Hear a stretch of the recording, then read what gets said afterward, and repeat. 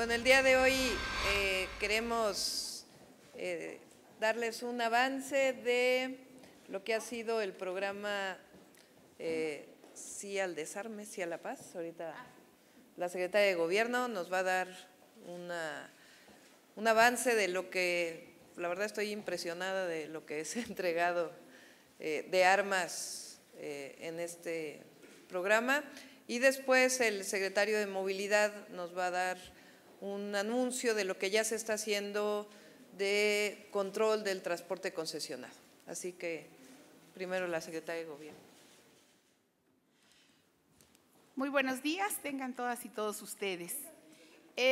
Como ustedes están informados, como ustedes han informado a la población, el Gobierno de la Ciudad de México puso en marcha el pasado lunes la acción social Sí al Desarme, Sí a la Paz, que tiene como objetivo precisamente retirar armas de fuego de los hogares de la ciudadanía, promover el mensaje de la paz y la no violencia, y los resultados en 3 días de operación es que se ha logrado la recuperación y destrucción de 73 armas de fuego, 64 armas cortas y 9 largas, así como 33,496 cartuchos y 5 granadas. Ayer miércoles fue el mejor de los 3 días, se recibieron 39 armas cortas, 6 armas largas, 1 granada y 22,956 cartuchos, para dar un total en un solo día de 46 armas. Esta estrategia de despistolización inició en la alcaldía de Gustavo Amadero y desde el jueves 17 de enero del presente, brigadas de la Secretaría de Gobierno, del Instituto de la Juventud, del DIF y de la alcaldía han recorrido diversas colonias del perímetro para convocar a la población a esta cruzada por la paz.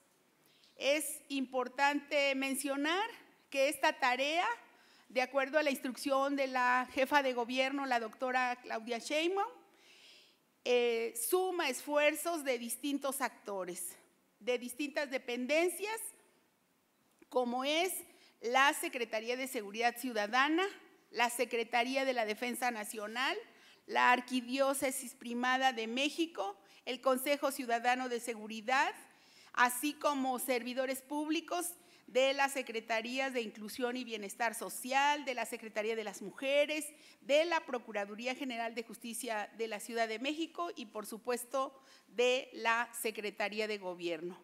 Asimismo, informar que el módulo de canje para todos aquellos que quieran participar se encuentra ubicado en la Basílica de Guadalupe, ahí en la alcaldía de Gustavo Amadero. Está de lunes a viernes de las 10 a las 14 horas, del 21 de enero al 1 de febrero. Muchas gracias.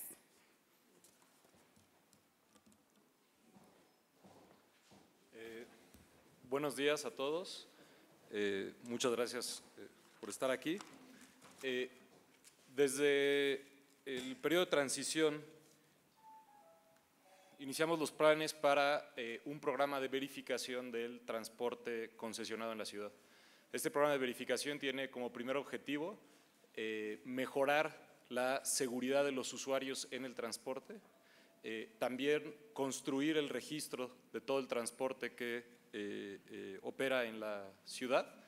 Estas verificaciones fueron informadas en su momento a los representantes de las rutas que operan en la ciudad con un calendario. Ahorita les mostraré cuál fue la metodología de este calendario para que ellos supieran qué es exactamente lo que se va a verificar y en qué condiciones deberían de operar. El trabajo se está haciendo en conjunto de la Secretaría de Movilidad, evidentemente con el apoyo del INVEA y con el apoyo de la Secretaría de Seguridad Ciudadana. les voy a explicar brevemente y por qué es muy importante cómo la metodología que definimos para empezar estas verificaciones. Existe muchas veces la impresión entre los concesionarios de que las verificaciones son dirigidas por algún motivo contra alguno de ellos, ya sea por razones políticas o razones económicas. Nosotros, como estamos fijándonos en la seguridad vial y en la seguridad de los usuarios, usamos como criterio para hacer nuestro calendario de verificaciones los incidentes viales reportados por la Secretaría de Seguridad Pública, entonces Ciudadana ahora, entre 2015 y 2018, donde se consideran los lesionados de transporte público. A partir de esta base de datos hicimos los lesionados totales, identificamos los lesionados totales por cada ruta de transporte concesionado y la verificamos con otra de las bases de datos que genera información sobre los lesionados por caídas en transporte público. Es decir, imaginarán ustedes que uno de los incidentes más comunes que involucra a usuarios en términos de seguridad dentro del transporte concesionado son las caídas. Al ver que los incidentes viales del transporte público y los de caídas empataban, entonces tuvimos certidumbre sobre las características de los datos. Las primeras rutas que vamos a verificar vienen en el orden del número de lesionados registrados en esta base de datos. Esto quiere decir que empezamos con la ruta 1, porque es la que tiene más lesionados identificados, después la ruta 18, que está en el segundo lugar, después la ruta 14. Y en esta primera lista de verificaciones son las 15 rutas en donde hay más lesionados identificados según la información recabada por la Secretaría de Seguridad Ciudadana. También se puede ver ahí el mapa de estas rutas donde están. Este es el criterio principal, este es el criterio que les dijimos a los propios concesionarios que es el que más nos importa, la seguridad de las personas en los viajes. Iniciamos hace un par de días las primeras verificaciones con el INVEA y con Seguridad Ciudadana y esto implica este inicio que con las primeras 3 rutas que nos da un plazo más o menos de 2 meses, los primeros 2 meses vamos a cubrir una cuarta parte de la flota total del transporte concesionado de la ciudad. En la primera semana de enero, en la CEMOVI nos reunimos con los líderes y representantes de corredores y servicios de ruta para explicarles cuál era la metodología, que supieran que vamos a actuar garantizando que no hubiera corrupción, que no hubiera extorsión en ninguno de estos procesos y les insistimos en que las verificaciones se hacen para mejorar la calidad del servicio a los usuarios, que es la parte que más nos importa. En términos de cómo se están aplicando las verificaciones, están participando más de 50 funcionarios en combinación de la CEMOVI, el INVEA, la Secretaría de Seguridad Ciudadana. Hemos pedido apoyo a la Comisión de Derechos Humanos también para garantizar que los derechos de todo el mundo se respeten. En estas primeras 15 rutas también estamos usando, y así lo haremos en las subsecuentes, es decir, estas son las primeras 15 a partir de la lista de lesiones, pero seguiremos más adelante el resto del año, con una aplicación que llevan los verificadores y el personal de la CEMOVI, en donde se va recabando la información que ahorita les diré cuál es, y que va entrando a una base de datos, los cuales nos permite tener un registro real del transporte público, no solo el documental que pues, ha existido históricamente y que muchas veces la propia ciudadanía identifica que no es consistente con el transporte como opera. Los aspectos que se están verificando del transporte y que se van recabando en la aplicación son la licencia del operador, que tiene que ser licencia tipo C, los años de experiencia, el estado de salud, porque el acompañamiento de la Secretaría de Seguridad Ciudadana tiene que ver con el alcoholímetro, para hacer pruebas de alcoholemia, la edad del conductor, se está verificando que tengan tarjeta de circulación y póliza de seguro, el modelo de unidad y las placas.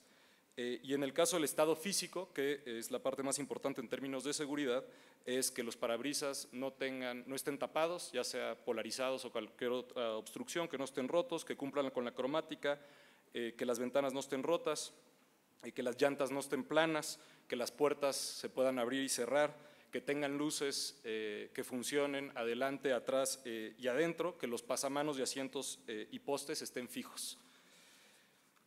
Se solicita cada vez que se detiene una de las unidades, se solicita al operador los datos que debe de traer, se toma una fotografía de cada uno de estos documentos y se toma una fotografía de cada uno de los elementos que les dije del estado físico de las unidades. Y esto es con lo que estamos nutriendo nuestra base de datos.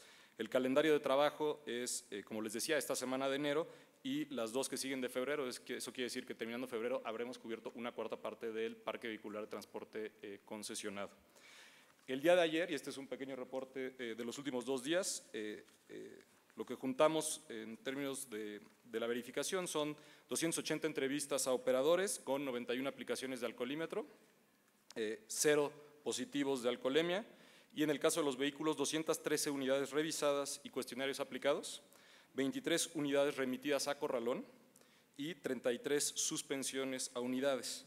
Aquellas que fueron remitidas a corralón, quiere decir que las fallas que se detectaron afectan la operación del vehículo. Las que están suspendidas tienen 20 días para subsanar esas fallas y volver a circulación. Muchas gracias.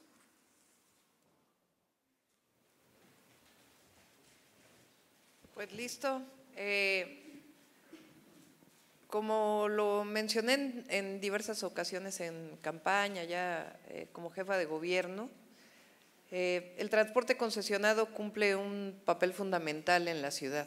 75% de los viajes en la zona metropolitana del Valle de México y en particular en la ciudad se realizan en transporte concesionado, entre 70 y 75%. Microbuses, autobuses, y ha habido, particularmente en la última administración, una enorme corrupción en distintos otorgamientos de permisos, verificaciones, etcétera. Y esto lo que provoca es que los autobuses, los microbuses cada vez estén en peor estado. Entonces, el objetivo de este operativo, de este trabajo que se está haciendo, es que los autobuses, los microbuses estén en buen estado. Evidentemente hay microbuses ya muy viejos, vamos a hacer un programa de sustitución en el que estamos trabajando, pero por el momento es garantizar la seguridad de las personas y es lo mínimo que deben cumplir y que el chofer cumpla pues con los mínimos requisitos. Entonces, aquí hay una coordinación entre diversas dependencias y si cumple, pues va a seguir operando, si no, hay suspensiones y si de plano está en malas condiciones, pues va al corralón el vehículo. Ese es el tema. Iniciamos con preguntas y respuestas. Carlos Navarro del Heraldo. Buenos días a todos. Preguntarle, con el tema del desarme voluntario, hasta el momento, ¿cuánto han gastado? Y también sobre ese tema, hasta octubre de 2017 solamente se habían incautado 37 armas largas por la PGR. ¿No les genera, pues no sé, incertidumbre, dudas, por el tema de que en 3 días solamente se hayan entregado 9 armas largas y pues, que no van a ser investigadas? Y también preguntarle al secretario de Movilidad cuál es el avance del tema de los cruces seguros, y hay expertos que señalan que se entorpece el tránsito y según el índice TomTom, la Ciudad de México es con la del más tráfico. Entonces, explicar si se va a afectar el tránsito o cuál es la estrategia en ese sentido. Gracias. ¿Cuánto dinero se ha dado? Sí.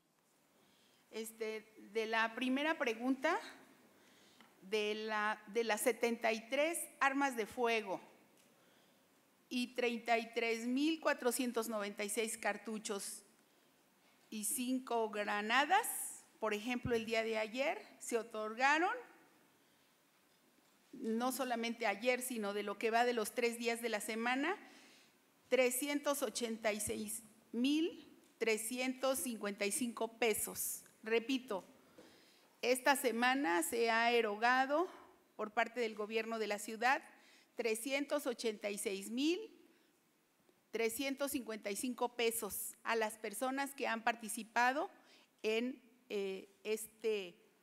sí al desarme, sí a la paz, que participan de manera anónima y voluntaria. Nosotros no armamos, no es nuestra facultad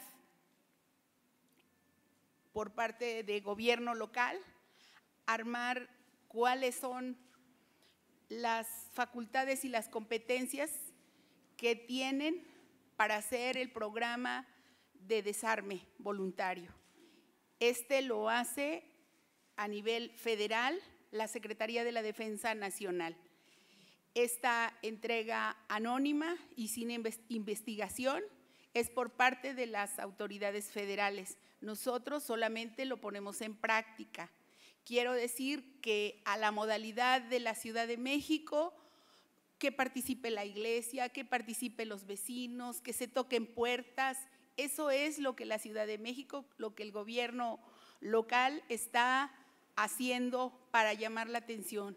Estar llamando la atención de los medios de comunicación constantemente para que muchas personas vayan a la basílica a depositar su arma y que sepan que van a tener pues que es un canje y que van a tener un recurso que llevar a su casa en lugar de llevar accidentes, heridos o hasta fallecidos, lamentablemente.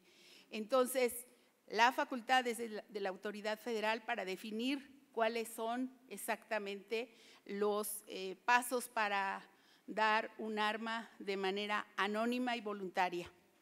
Y ahí mismo está siendo destruida. En el caso de las intervenciones en cruces conflictivos, en la conferencia de prensa donde los anunciamos, recuerdan que enseñé una simulación de ingeniería de tránsito. Y efectivamente yo entiendo que ha habido críticas en el sentido de que muchas veces la infraestructura que solo se enfoca en proteger al peatón no considera las consecuencias en términos de tránsito, pero el trabajo que hicimos, lo primero es que seleccionamos estos cruces por el número de atropellamientos, pero también por el nivel de servicio, es decir, qué tan mal estaban en términos de tránsito. Una vez que hicimos eso en la metodología de diseño, están considerando las modificaciones arquitectónicas, pero primero tienen que pasar por un modelo de ingeniería de tránsito que hacen la simulación como la que les mostré, donde no solo se toman la consideración de cuántas personas cruzan como peatones, también cuántos vehículos y también las fases de semaforización. Entonces sí es una perspectiva que permite resolver los dos problemas. Así está pensado de origen el programa y así fue como lo presentamos.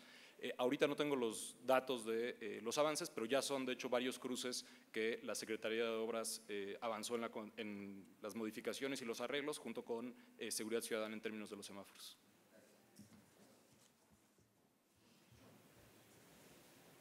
Siguiente pregunta de Cecilia Nava. Hola, buenos días. Preguntarle a la IUS, se han invertido más de 19 millones de pesos o se van a invertir 19 millones de pesos en la instalación de los paneles.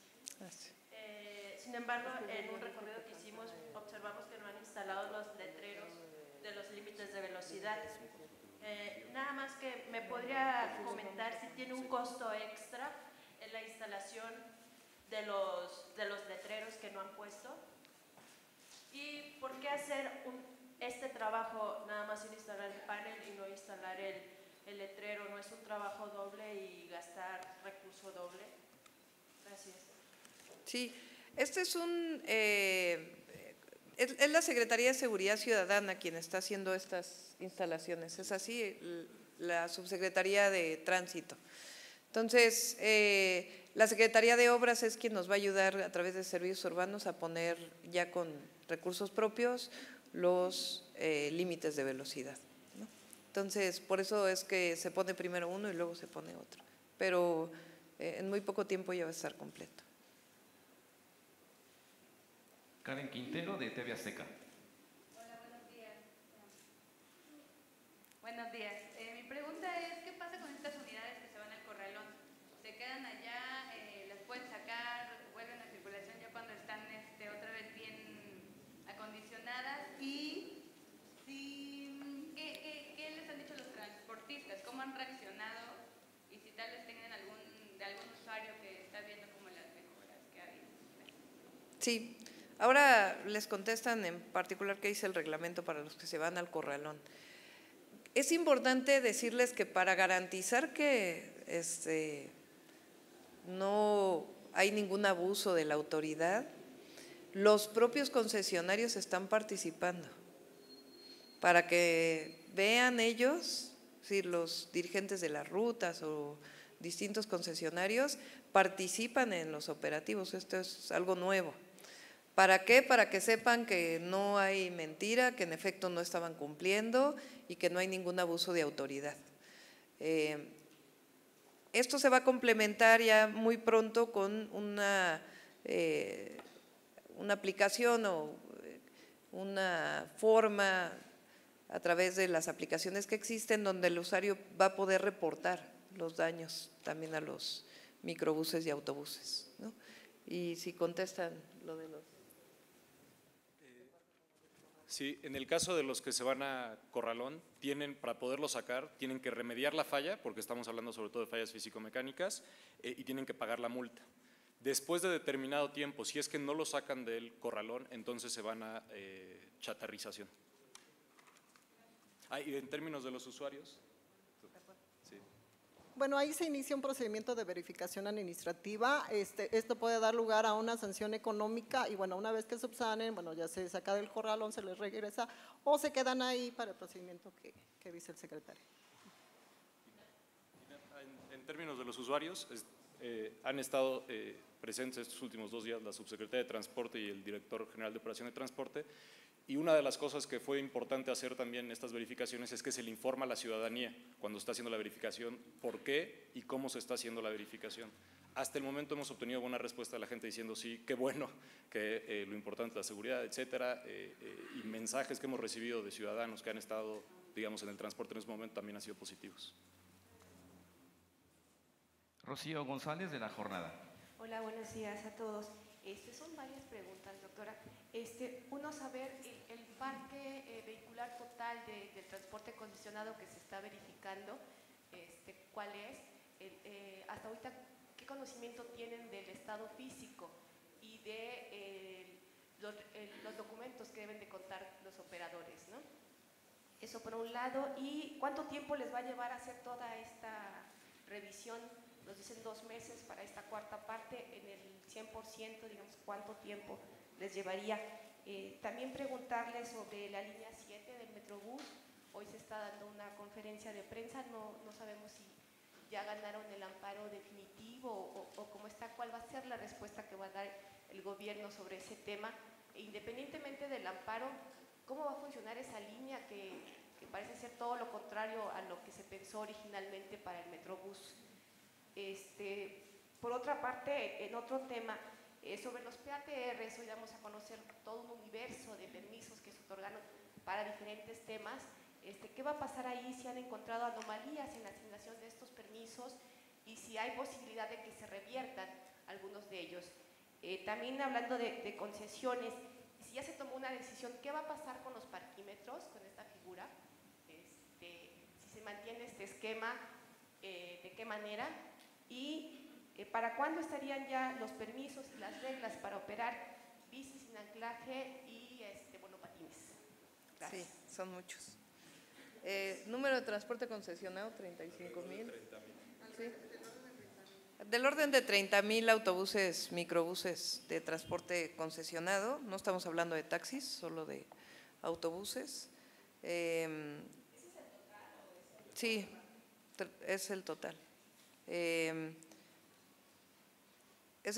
Hay que decir que si algo no está muy bien son las bases de datos en la CEMOVI, no por el equipo actual, sino porque pues había mucha corrupción en el otorgamiento de placas, de permisos. Entonces, esto nos va a ayudar también a saber realmente cuántos están en la calle y en qué estado están, ¿no? No sé si quieren poner lo del estado físico y los documentos que se revisan para que lo puedan observar nuevamente.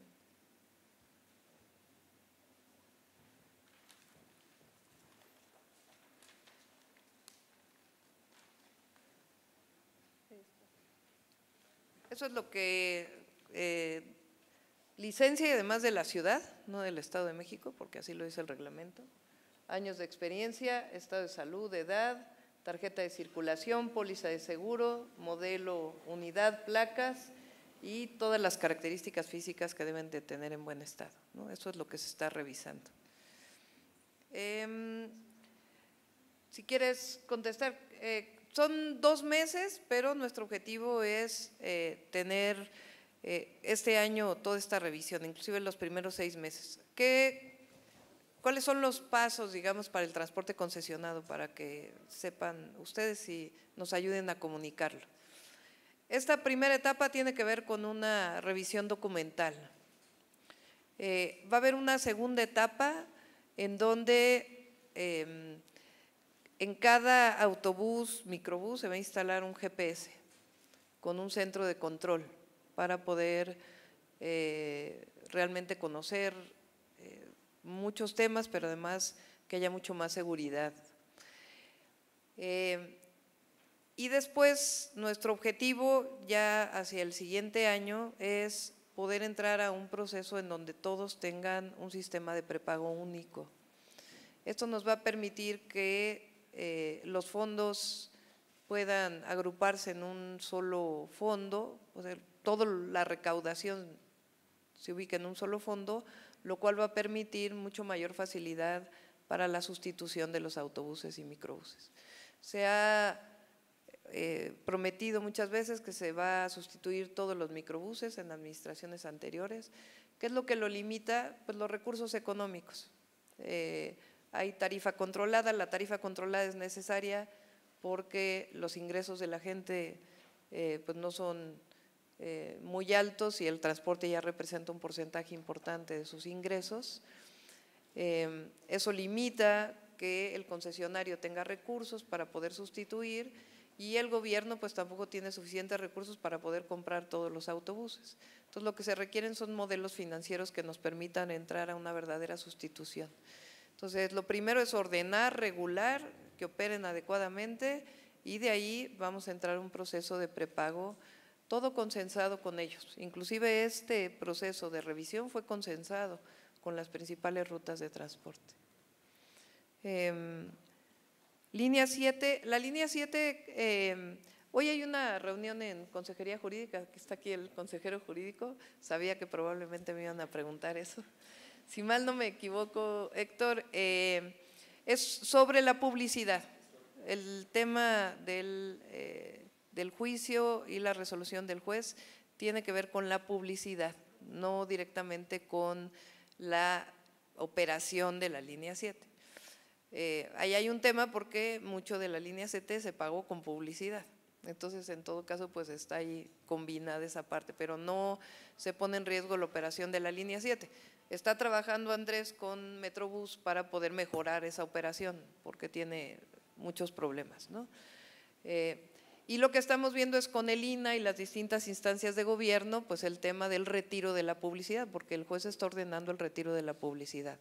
Entonces está revisando muy claramente cuál es la sentencia para ver si es toda la publicidad, si es la publicidad en una parte y la revisión con el Instituto Nacional de Antropología e Historia, de tal manera que se pueda cumplir la sentencia en los próximos días. ¿Es correcto? Sí, es correcto. Siguiente pregunta, Alberto Cuenca, de Capital CDMX. Falta parquímetros y bicis. Ya, si quieren, lo dejamos para otros. Ya Andrés está trabajando en el tema de parquímetros y las concesiones que se dieron. Se concesionó una buena parte de la ciudad. Se está revisando todo eso y cómo operarían los parquímetros. Lo que representa… ¿Por qué no les platicas un poco de los montos que se quedan las empresas y todo eso, así muy rápidamente?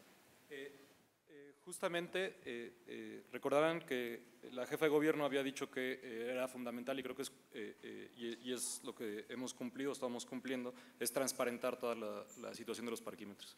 En este momento, justamente en la Secretaría estamos haciendo toda la reconstrucción documental del origen de la historia de los parquímetros en los 90s, hasta ahora en la ciudad, incluye todos los ingresos que ha tenido la ciudad por esto y los mecanismos legales por los cuales ha tenido. Efectivamente, en la situación actual, 70% de lo que se conocía como el sistema Ecopark, que es, digamos, el segundo sistema de parquímetros que tuvimos en la ciudad, el 70% se lo queda el concesionario y el 30% el concesionario lo transfiere a la Secretaría de Finanzas. Sin embargo, quien recauda todo es el concesionario y el concesionario es el que reporta cuánto fue ese 30% que entrega a la Secretaría de Finanzas. Entonces, nosotros estamos revisando el modelo de operación y el modelo jurídico para ver si efectivamente son condiciones que le convengan a la ciudad, pero antes de eso se va a transparentar absolutamente todo lo que ha sucedido con todos los montos que se han transferido a la ciudad, los proyectos que se han hecho, etcétera. Y en el caso de las bicis y monopatines, primero Bueno, estamos a unos días de emitir permisos temporales para aquellos que cumplan las normas de operación mínimas. Esos permisos temporales, que van a ser de 45 días, tienen como primer objetivo que compartan la información de la operación con la autoridad. Es decir, para nosotros hacer la regulación de largo plazo necesitamos saber realmente cuántas unidades hay, cómo operan, etc. Entonces tienen que compartir toda la información, que es mucha información que se genera digitalmente porque son servicios de aplicación. Lo segundo es que en los permisos va a haber un límite del total de unidades que podrá operar cada empresa y una determinación de cuáles son los lugares donde no pueden dejar bicicletas y patines. La regulación de más largo plazo tendrá más características que tienen que ver más o menos con lo que les dije y algunos otros elementos. ¿Perdón?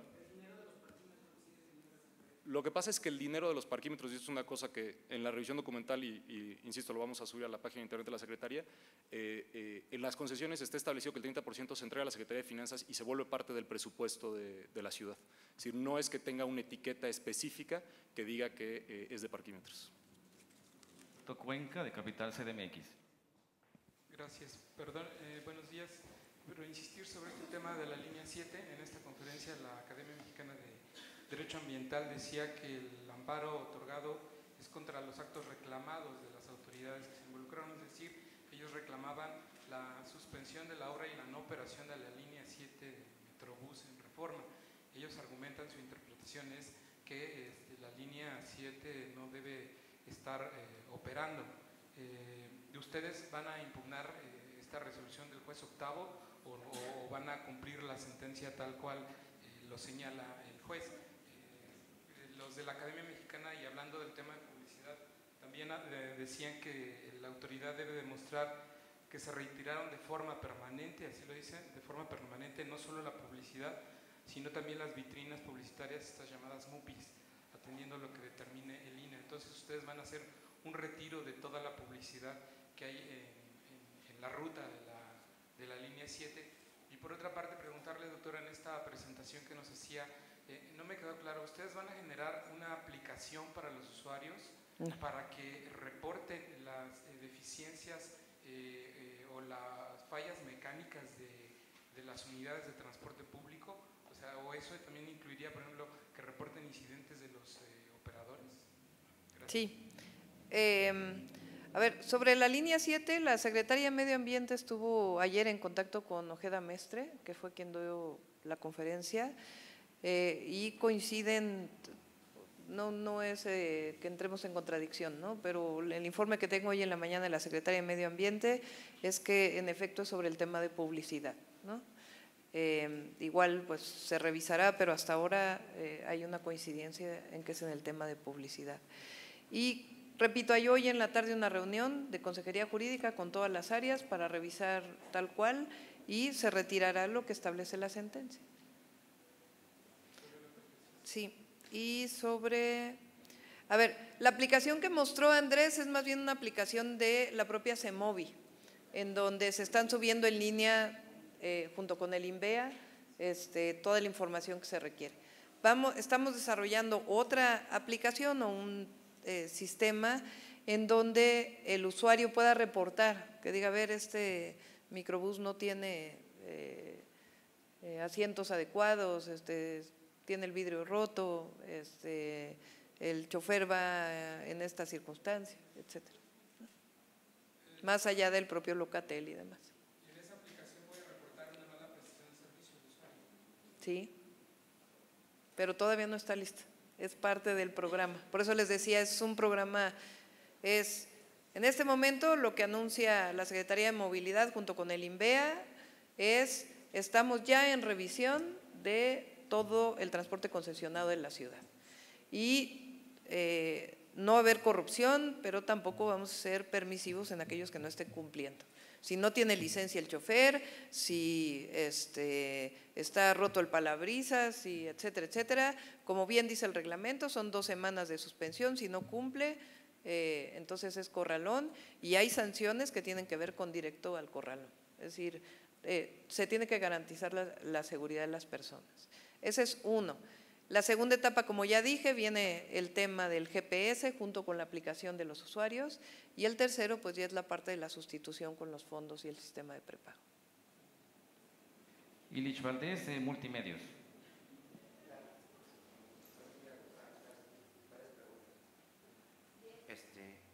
Bueno, en realidad son pocas.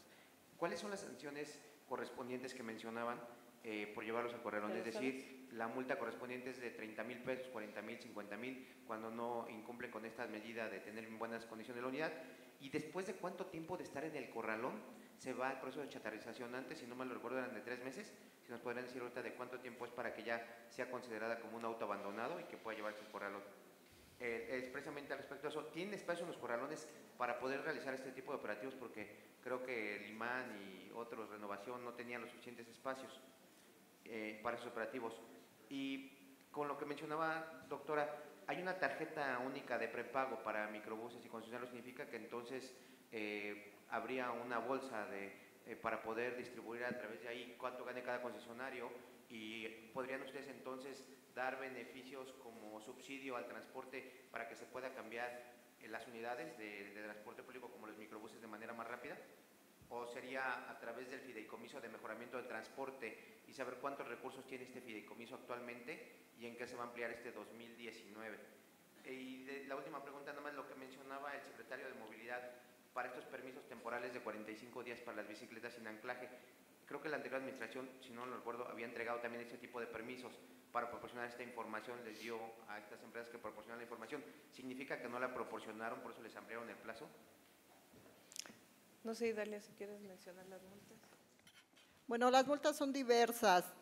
Ahí según la infracción, por ejemplo, de 8 a 10 unidades de medida de actualización, si no tienen licencia, de 300 a 450 cuando son taxis sin concesión, o sea, taxis piratas. Esto da entre 29,000 a 37,500. Regularmente, bueno, ponemos la más alta, ¿no? Dependiendo de la infracción.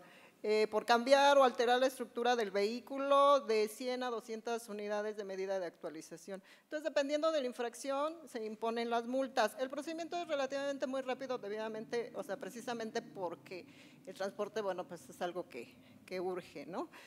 Ahí son 20 días hábiles aproximadamente en que se lleva a cabo el procedimiento, ellos subsanan y, bueno, pues se le entrega el vehículo. Si no subsanan, bueno, pues se queda en el corralón y hay espacio, si hay espacio.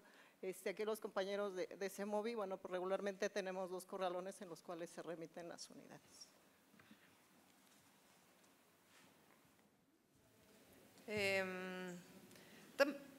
Estamos trabajando en el tema de vaciar los corralones lo más rápido posible.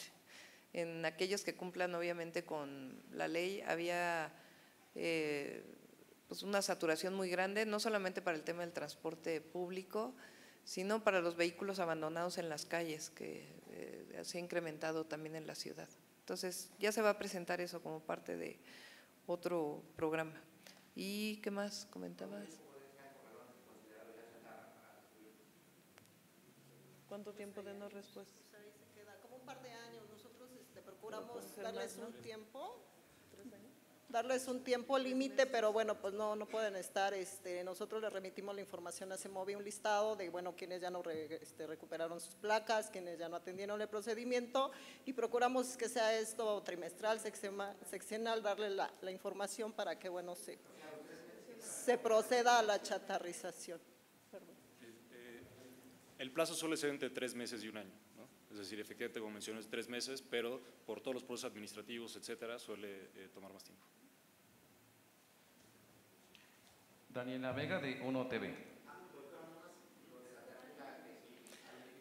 Todavía se está diseñando ese esquema, por eso decía, son varias etapas. Esta es la primera etapa, ya cuando lleguemos a la tercera etapa ya la anunciamos para no generar ninguna mala información.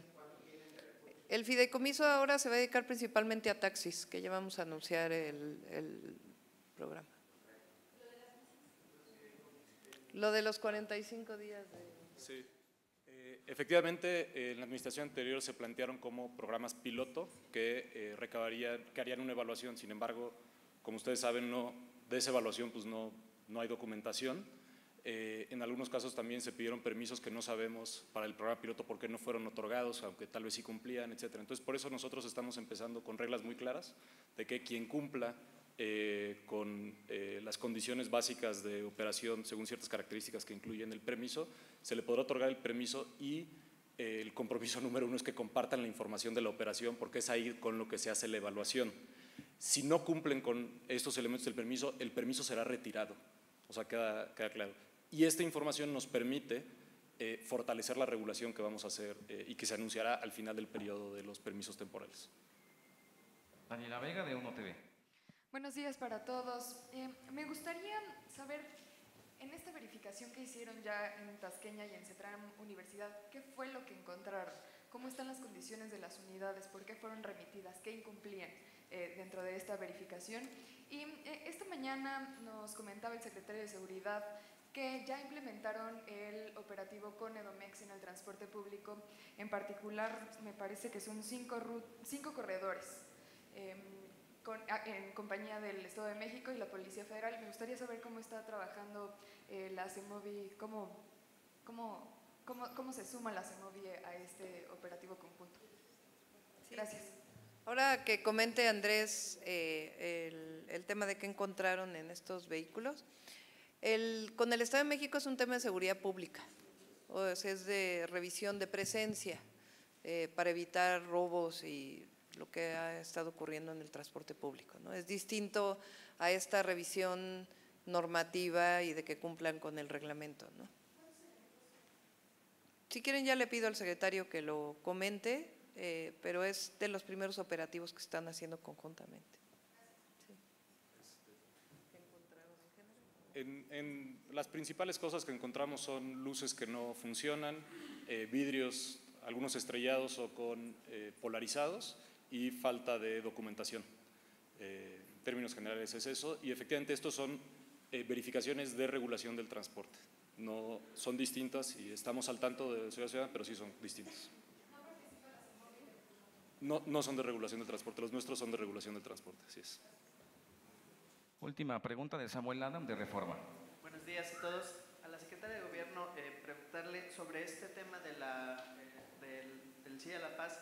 33,000 cartuchos también es una cifra elevada. Si nos puede señalar hasta dónde es posible, cómo fue la entrega o si fue en un día o de una zona específica, se sabe sobre esta entrega. Para la doctora, en 2 temas, el FONADER no transparentó en 2018 ningún proceso de cómo recibió o entregó los recursos. Usted ya ha señalado que pues esto era parte del seguro que no se contrató para los sismos, sin embargo entró este recurso al FONADER y si pudo haber salido de ahí, y ustedes si tienen la información de finanzas, si hay todo este proceso que al mes tenía y al trimestre tenía que reportarse y no se entregó.